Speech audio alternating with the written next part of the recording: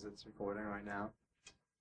Well, today it's been about 3 years, and it's been almost 3 years and 1 month since I had my TBI.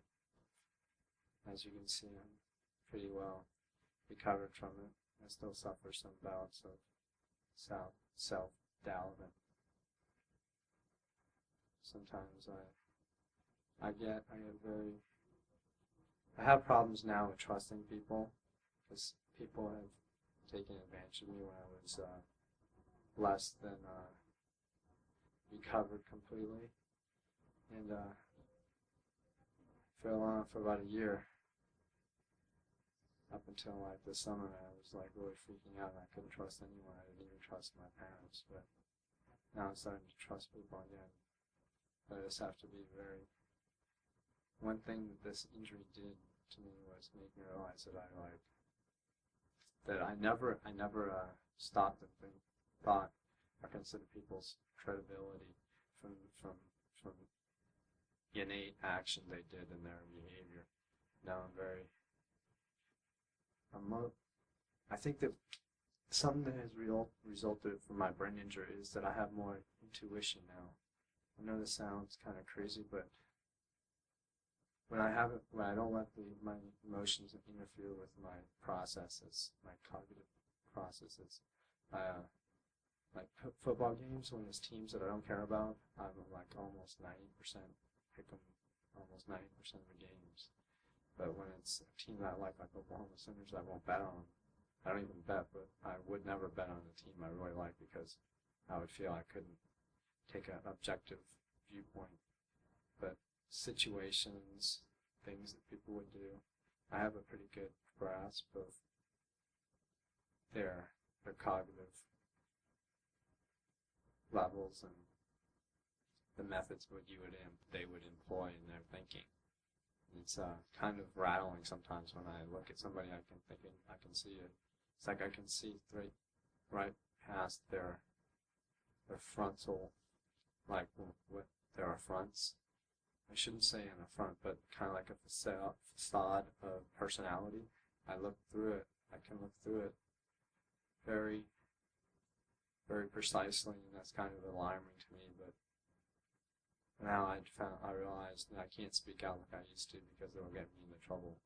Because usually I'm so brutally honest, and people can't stand it. But as you can see, my teeth are less than ideal. This was a result of let's say a conflict of philosophy. I don't like my things gone through by my roommates or his friends. So now I live by myself. I've done that several times, and I think I'm about ready to give up on roommates.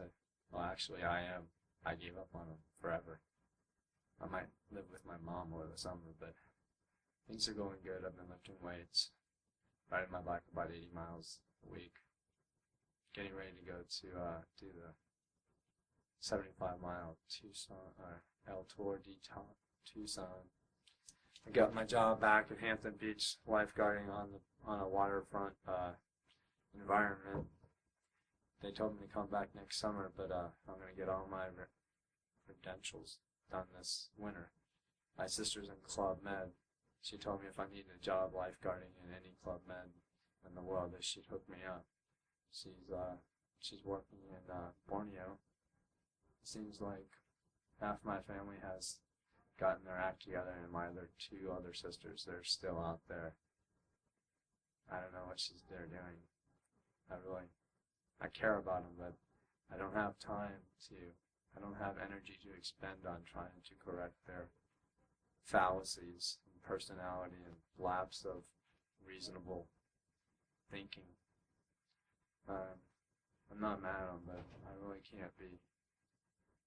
It's not that I can't be bothered, because I would be bothered if something happened to them. But if they're going to live their lives like I used to live mine, I don't have time to be fooling around with them. Now I'm getting a lot closer to my family than I was before, but I never realized this for a long time until like just recently, but I stayed away from my family because I didn't want to do to my family what my sister's did to my mom for 3 years.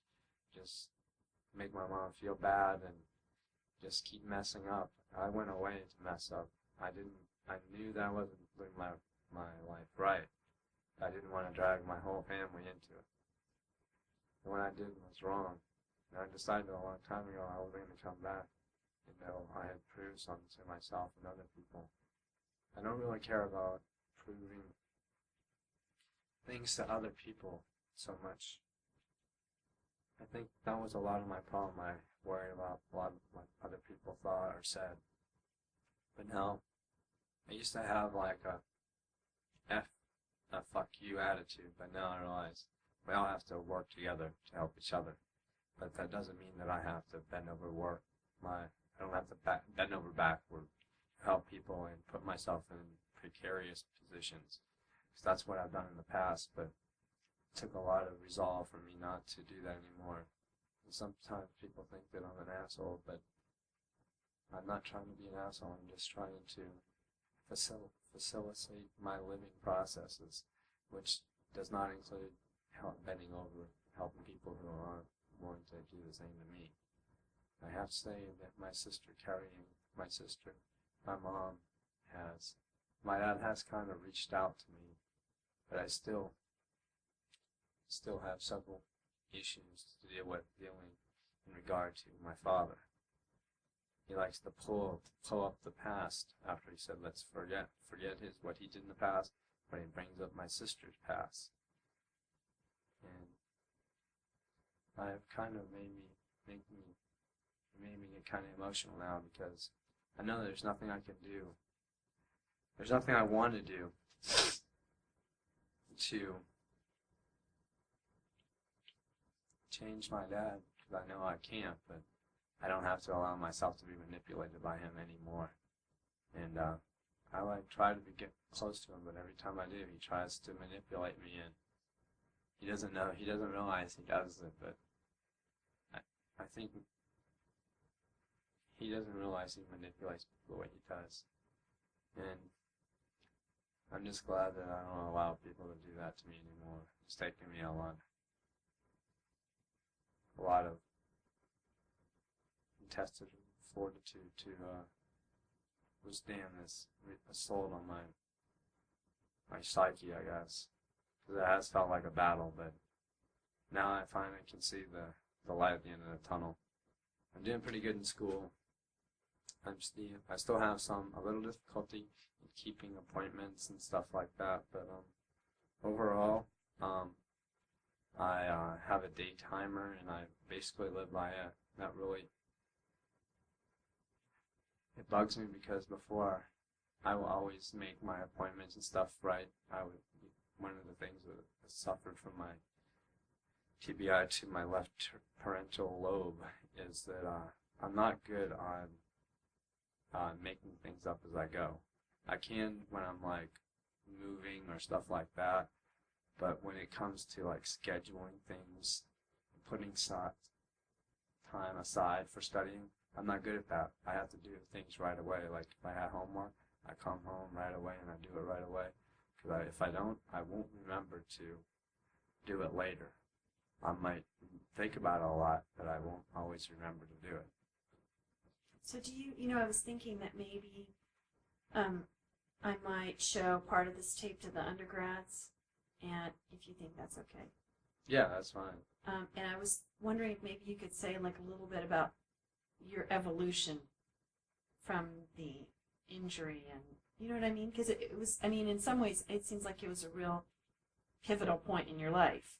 But also if you could just say something about sort of where you came from in your road to recovery. Where I came from before my injury? No, since your injury. Oh, before my injury, I was always concerned I wasn't too concerned about school. I was just worried about having a good time or whatever.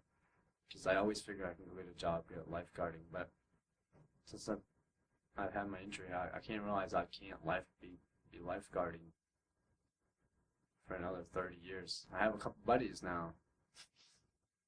Now they're independently wealthy. For a long time I realized I wasn't independently wealthy. And I was kind of like there for the ride, and they're like, "Oh yeah, good time, Max," or whatever. And I'm a good time guy, you know, pay my bills or whatever, but I wasn't really going too far. I wasn't too concerned with school. Now I'm really concerned with school, but I can only go to school as much as my brain injury will allow me. Like next semester will probably be the first semester I come back full time, truly full time. But I have to take the hard classes, space them out. It's going to take me like 5 years, probably to get a bachelor degree, like 3 or 4 years more. And I've already been to school for like a year, almost 2 years, going half time. Now, my where I came from was after I had my brain injury, I'd sit at home with a pistol in my mouth, thinking about pulling the trigger so bad, because I didn't think I would ever recover to the degree I was before, as far as my mental capabilities are. So could you say a little about what you were like right after the injury? When I first got injured, like the first year, I didn't know anything. I just tried to I just wanted to be around people I knew. I don't know why.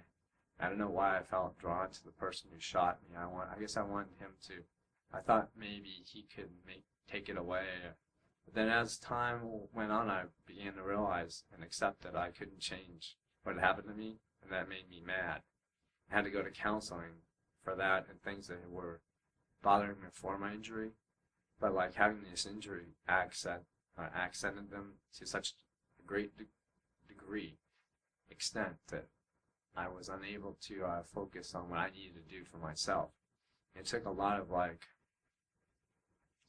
was so hard-headed I wouldn't listen to anybody. I had to do it myself. I ended up blowing $50,000 on going to the Grand Caymans, going to New York City, going here, going to do that, going to a bar, going to that bar, going to Mexico. Jesus Christ, I spent so much money on beer. It's ridiculous.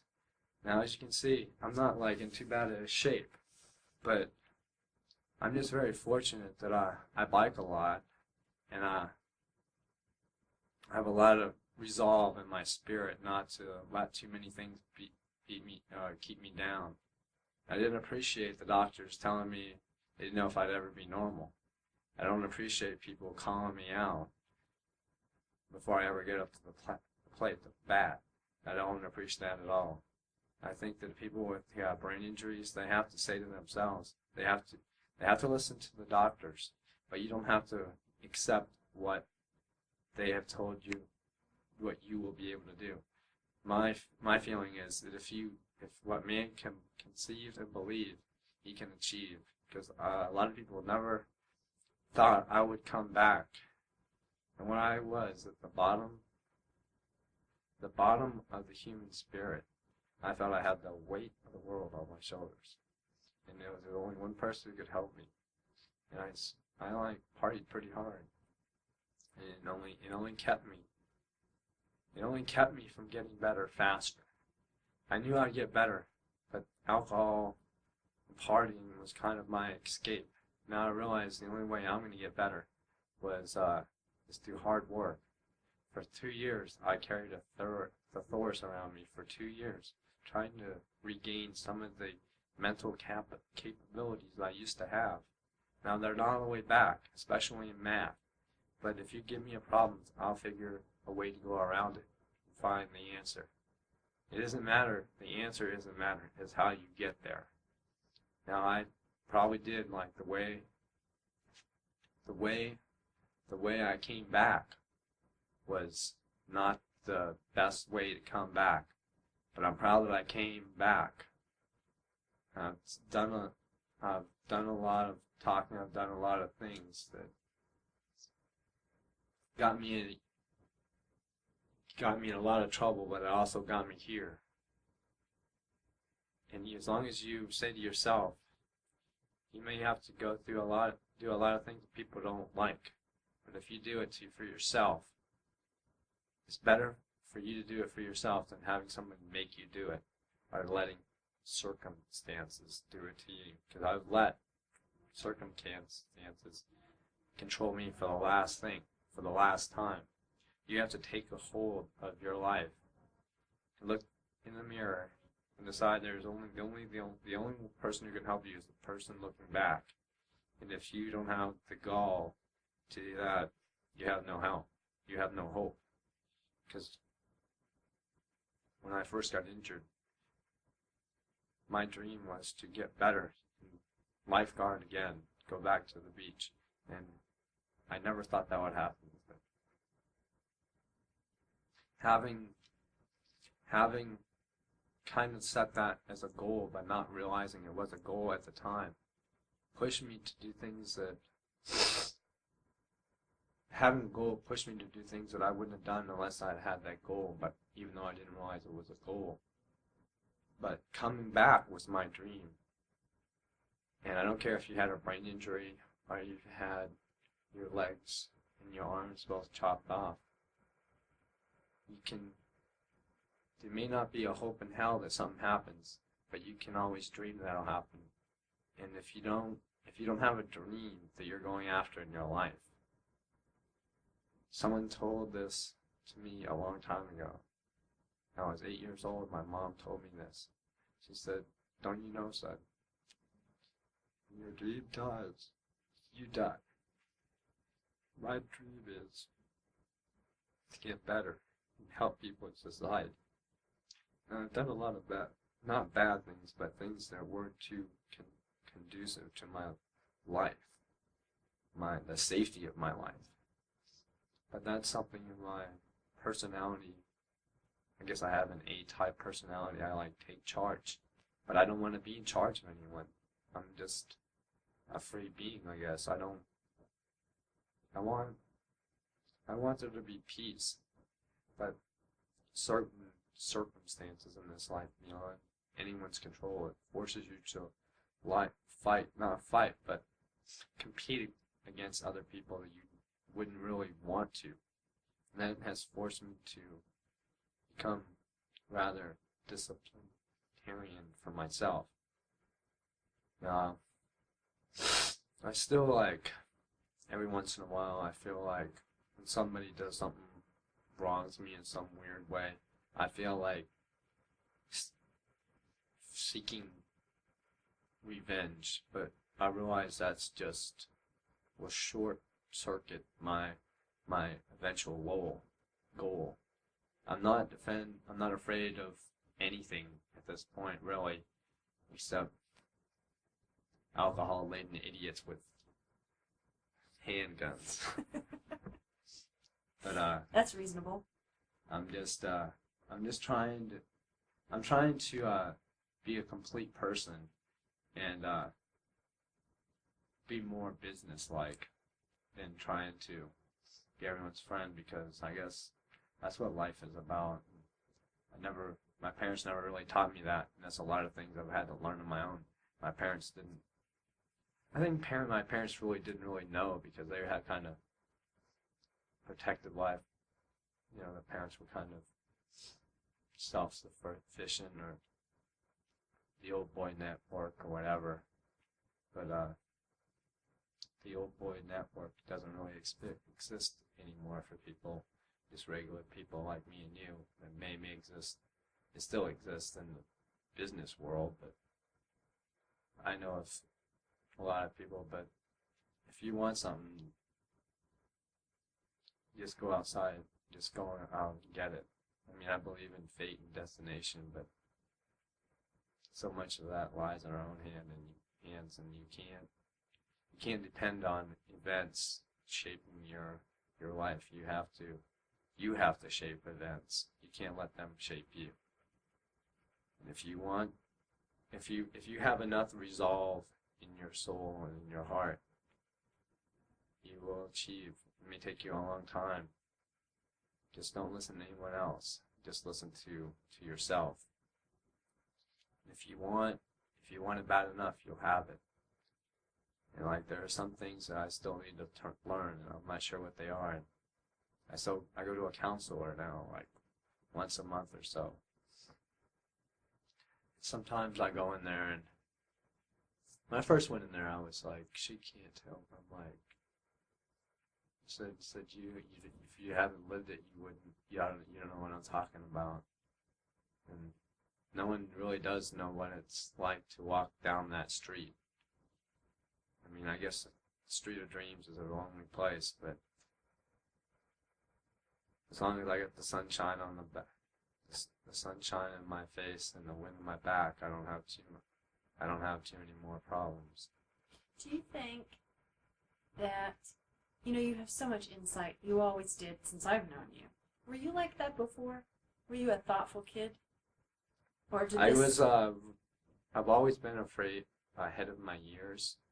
All my friends in high school were like, even in junior high school, most of my friends were in high school because I could never really relate to any of the kids my age. And just now, my friends in high school I graduated with, they're just now catching up to me. And I've had a brain injury. I don't know how smart I was, but a lot of it, people called me weird or gay or whatever when I was young because I was too bright for my own good, really. And I still have a pretty awesome memory.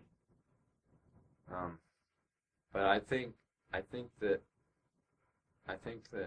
people are forced to suppress a lot of things in their personality, kind of conform to things that it took my counselor like a year to convince me that no one has to be the same. Because I used to be kind of a conformist, but I never wanted to be exactly like everybody else. I wanted to do my own thing, but I didn't really have any other way to express it other than just kind of being not intolerant, but just like not to do what everybody else wanted. Like one of the ways that I didn't realize this till like this summer. I didn't even put a senior picture in my yearbook because I always got so disgusted with everyone in my school. I tried to hang out with the cool people, the ultra cool people. They're just a bunch of backstabbers. They talked about me. I opened up to them, and they like stabbed me in the back. So after that, I kind of like alienated people, everyone. And I was really popular in high school, but I didn't think. Now that I think about it, I'm like, I wasn't popular at all. And they're like, maybe I wasn't like popular, like real cool, but they were like, he's kind of crazy and he's really smart. And then people were like, yeah, he's really smart. But I wasn't like just a total redneck or I was friends with everyone. I didn't care if they were black or white or a yuppie or a cowboy or whatever. I hung out with anyone except people who are like major druggies and like gangsters. We didn't really have gangsters in my high school, but no, it was like, I guess I had a kind of protected life living in the suburbs of Phoenix. But I didn't know you grew up in Phoenix. Well, I went to high school for 2 years up in Glendale. And I'm kind of glad we moved around a lot when I was younger, but I can definitely see the impact of me moving around because it never gave me very much continuity in my life, and that is something that is like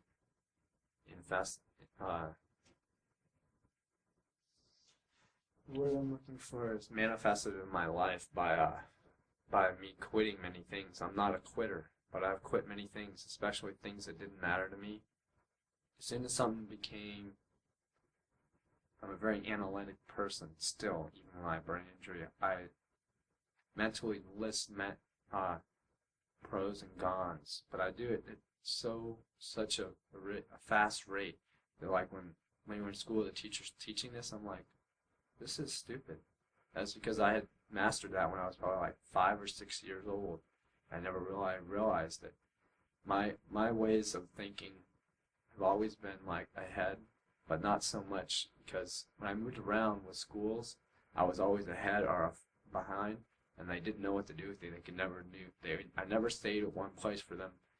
I never really stayed any one place long enough for them to figure out what to do with me, except in Oklahoma. When they took me to Oklahoma and my dad walked into the school, usually my dad would take me to the school and then I'd go in there and the tough guy in the neighborhood would want to challenge a new guy, and then like I would get a bad rap because I beat the crap out of him or I hit him in the head with a rock. I mean, I wasn't gonna stand there and let someone beat me with their fist when I mack them with a rock. I got many spankings for throwing rocks. I broke many windows, but I never went and broke people's windows on purpose, you know. But I was one of the best rock. Your aim wasn't that good. I was one of the best rock throwers in town. Right. In school, Probably people left would a run trail with of me. brain If injuries. people would run with. When I was in like grade school, people were like these. They were like, "I'm gonna go get my brother." I'm like, "That's fine." And their brothers would show up with them to junior high school, and I would have like 5 or 6 rocks in my hand. I'm like, "Okay, dude, I got some rocks," and they would run. They would try to have a rock fight with me. Like the last time that happened was I hit some kid in school. I threw the rock, and as soon as I threw it, I knew it was going to hit him in the head. So I took off and ran. And then I was running away. I heard a, ah! And he got like 8 stitches on the side of his head, like right here. And like... It's a good thing you didn't give somebody a head injury. I know. I maybe sometimes I think there's probably some people who are a few IQ points lower from your rocks. I think maybe that this was some type of karma thing, me getting shot or something. Because I used to kind of like do mean things like in my army. This guy wouldn't stop using my conditioner, so I took all my conditioner out. Or I took like half of it out and I put a nair in there. And he had kind of longer hair for the army. So he was like, I got up early and left because my job was open or I had to leave earlier. Well, I did that the night before, and I never like used my conditioner, but he would use it. So he got up, and I was at work, I guess around 10 o'clock, and I got a call from the CQ that I need to come talk to the commander. And the commander's like, he's standing there, and like half his hair is gone, just like in patches. I was laughing so damn hard. And she asked me why I put Nair in his conditioner. I said, what are you talking about? I put it in my conditioner. She said, well, you told him to use it. I said, no, I told him not to. And I'm like, I have some notes upstairs, copies of notes that I left it. He shouldn't use my conditioner. And he's like, I'm like, so I can assume after she looked at the notes, she said, she said, well, you can go. I said, well, ma'am, I was wondering if we could charge him with theft. And she got really pissed off. She was really upset. She said, you want me to charge him with theft of some conditioner? I said, well, yeah, it adds up. Because he's been living with me for 3 months. I figure it's worth it, like, I don't know, 4 or 5. Well, he's gone through about 3 bottles of conditioner. So I figure he should be charged with like theft of like $9 at least. And she just told me to get out of her office. And so you think your neurosurgery shave was like some karma thing from you having it might have been, I don't know. nerves? I used to do some pretty mean things to people, not like to mess them up, but just as things like putting like mud in people's shoes at camp that I didn't like and let it dry overnight. Then they couldn't wear their hiking shoes, so they had to wear their tennis shoes through the snow. Jeez. But like that was only like in retaliation to things I had done. Because whenever I moved someplace, the locals would always gang up on me. Yeah, I've heard that from kids who move around a lot. It's very tough. And it's kind of tough, but you have to like reestablish where you are in the pecking order every time you move. I know, and when I moved to Texas, they hated me. They called me Yankee for like a week, and finally I got pissed off, and I knew they hated me. People from Oklahoma, and I said, I'm not a goddamn Yankee. I'm from Oklahoma. That was a very big mistake. So then, like, for almost every day I went to school for 2 years, I got the crap beat out of me. I mean, I got into a fist fight almost every day for 2 years. And my mom, like, I remember when I broke my collarbone there, kids used to come up to me and punch me in my broken collarbone because they thought it was funny, or punch me in the back of my scapula. And, like, I didn't tell anyone for about a week. And it started growing back wrong, and I had to re-broke it. And I told my mom what the coaches knew about it, and they thought it was funny. So we almost ended up suing them for like wrongful injury to me. But I think things like that made me more resolved in I was already pretty hard-headed, like that saying, you'd rather cut off your nose, spite your face. I'm like, yeah, I'm pretty much like that. But I realize that sometimes I just shut up, take my medication, go on down the road. Now, your And mom then I said, know that later, if I see those people, that eventually the tables will turn. you're right. Your mom told me that you guys did like the Fine Gold diet and all this stuff because you were a hyperactive kid I was on and you took Ritalin. I was on Ritalin for like nearly from as long as earliest I can remember, like 4 years old till I was like until like I was about 11 or so. So do you think you really had attention problems? Because I know sometimes kids get overdiagnosed. Oh yeah, I just see the thing that I think that people who are hyperactivity, their whole body is hyperactivity. Because I drank a lot of beer. I mean, a lot of beer, and I only gained. Yeah, my whole metabolism is, and I think the reason that people who are hyperactive, they are generally thought of as smarter, is because they can just think a little faster. Not a lot, just maybe a percentage faster. I don't know. I'm not a medical doctor. But do you get distracted easy? I do get. It's now that I'm older, it seems to manifest itself is when something really exciting, it does draw my attention away. But when I'm really concentrating on something, I have the ability to really concentrate and take everything in. It's such a high percentage of retaining things that it kind of makes up for the attention. Not totally, but if I definitely put time away to do homeworks later, I won't always get to it because I'll be preoccupied, too busy doing like thing I was doing, and I'll forget to come back to it later. But when I start concentrating on something, I usually do like a very good job. Like the old saying, "Better left half done." It's better. It's better to do a good job. Why is it we always have time to do it right the second time, but we never have time right? We never have time to do it right the first time. I never have to go back and do things the second time because I know that if I just do it right the first time, it may take me a few seconds longer, a few minutes longer, or maybe a few hours longer, but at least it'll pay off in the end.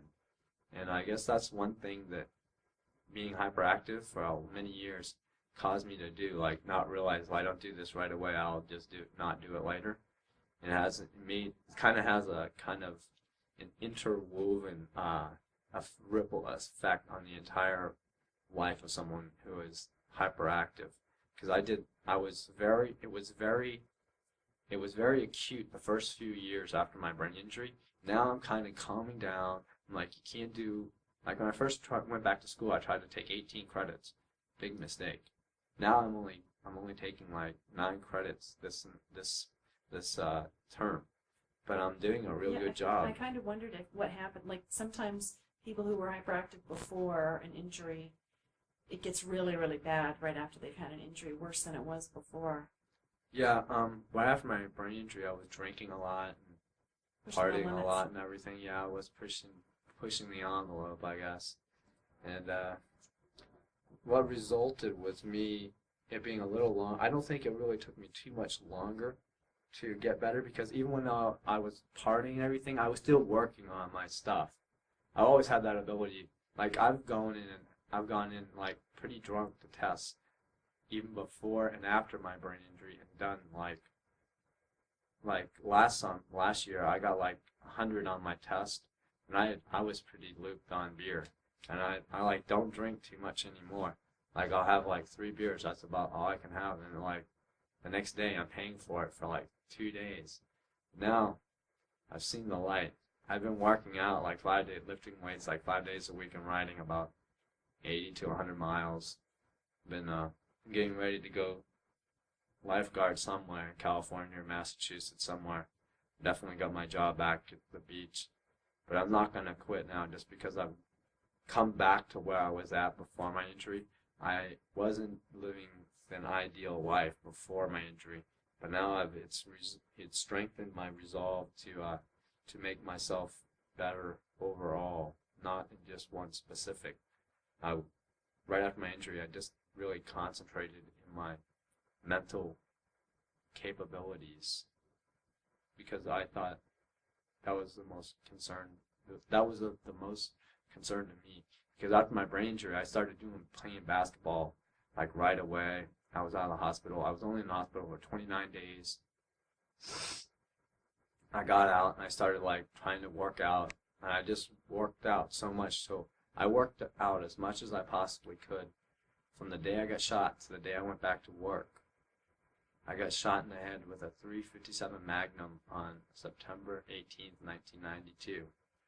I went back to work December 20th, 1992 as a dishwasher because I couldn't work on the line. The only thing I do is wash dishes, but I refuse to be on welfare. I hated being on welfare so much that I'd rather go there and wash dishes for the rest of my life than take another damn welfare paycheck. I've never been a quitter or like a person afraid of work. I've just had a lot of problems because of my hyperactivity due to be I think a lot of a combination of like a somewhat dysfunctional family, moving around, my hyperactivity, just a whole myriad of interwoven problems that kind of like took advantage of me for the better part of 24 years until I suffered my TBI. You think you would have been at this point anyway, even if you hadn't been injured? I'd probably be lying in a gutter drunk somewhere, because like having this happen to me was kind of a blessing in disguise, because it forced me to address problems I'd had for a long time, but I hadn't had a catalyst to prod me to addressing these problems, which I've had for quite some time. But having the brain injury made them so much worse. I nearly ended up taking my own life. And that I just think I can feel my I feel as though I can draw strength from my ancestors. So I know my grandfather, he came over on the boat in 1909 on the boat, and he had nothing, and he ended up owning like 4 different businesses when he was here. He paid for a house, gave my mom a house, gave one of his sisters, gave his other daughter like land and a house, and then he gave his other daughter like a house with a rental underneath it. I don't know how the hell he did it. I mean, he was a hard damn worker. That's the only thing I can say. And he was, I guess my grandfather, my mom says I'm a lot like him. And I know he used to be an alcoholic, but he wrecked a truck when he was driving for the city, and after that he quit drinking. And like a year after, my grandmother became an alcoholic, and she was an alcoholic till the day she died. But my grandfather quit drinking, and he just worked his ass off. And the reason I ride my bicycle so much is because I realize if I don't fill up my time with productive activities, I'll end up going back to my lifestyle of good time Charlie. I mean, I'm a hard damn worker, and I also party pretty damn hard. And that's my problem. I can't do anything all average. I have to be the best. Now, I shouldn't drink at all, but every once in a while, I'll go with my buddies. Like, I went to Van Halen, I had 5 beers. I was wasted. I felt like shit for the whole weekend. I can almost say it was worth it, but I felt so crappy. And Plus, if you drink, and put so much weight on me. Doesn't it? Yeah, my speech is still suffering right now because I drank 5 beers on Friday. I'm still my speech isn't very clear right now because usually it's a lot crisper and I don't stutter, but I'm kind of tired because I was studying last night. Still, my speech suffers a lot when I'm nervous or hasn't had enough rest. I have to go to bed by around 11 o'clock at night. I usually only sleep 5 or 6 hours a night though. Then I'll wake up, then I'll go back to sleep for a little while, But I could get up earlier. I just kind of go back because I don't really have too much. I have no reason to get up at 4 a.m. and just sit around. So I just go back to sleep and kind of doze off and on. And I'm just trying to make myself the best person I can be without taking advantage of other people. And it's a really hard thing for me not to let people take advantage of me, because for some reason I feel like I owe them. Like my roommate got me to move out of this really cool place up in the foothills, and I moved in with him, and my rent went from $275 to $90. Then he started using all my stuff, my cologne, my clothes,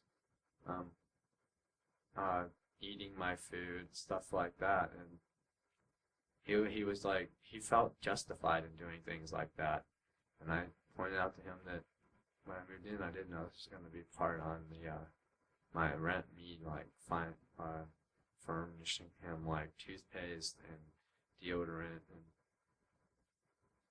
I just pray to God he hasn't used my